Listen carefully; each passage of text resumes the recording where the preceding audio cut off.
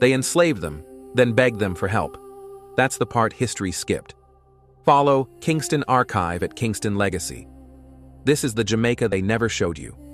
When the English invaded in 1655, the Spanish turned to the very Africans they once chained the Maroons.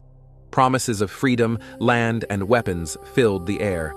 But freedom promised by a slaver never came without a chain. So the Maroons played both sides, fighting only for whoever would leave them free. When the Spanish fled to Cuba, they tried to take the Maroons with them. The Maroons refused. They stayed, and for the first time, Jamaica had a nation loyal to no empire, only to survival. Comment: no master, no crown. If you know our ancestors didn't wait to be freed, they freed themselves. They called the Maroons a nation, but it was a nation at war with itself. Follow Kingston Archive at Kingston Legacy, because the truth isn't neat, it's necessary. After the treaties, not every Maroon leader agreed on what freedom meant.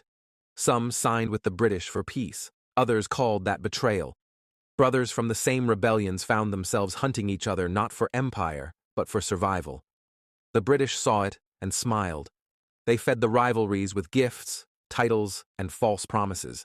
Even built a clause forcing Maroons to return runaways, turning freedom fighters into enforcers.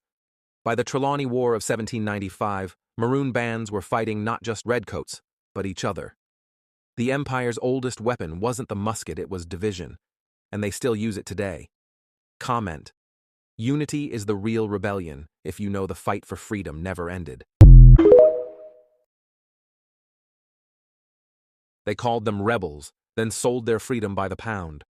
Follow Kingston Archive at Kingston Legacy. This is the part of Jamaica's story they erased on purpose. In the 1700s, British officers and planters placed real cash bounties on Maroon leaders, payment for capture, proof, or death. A cudjoe head was worth more than a year's soldier's pay. Imagine getting rich for bringing back a piece of someone who only wanted to live free. Some militias made fortunes from those bounties. Freedom became a market, rebellion a business. But the bounty turned into a curse. Every hunt ended with the hunters disappearing instead. The mountains swallowed armies whole. By the time treaties came, Britain wasn't paying for heads, they were paying for peace. Comment: you can't buy freedom if you know our worth has never been measured in gold, only in courage.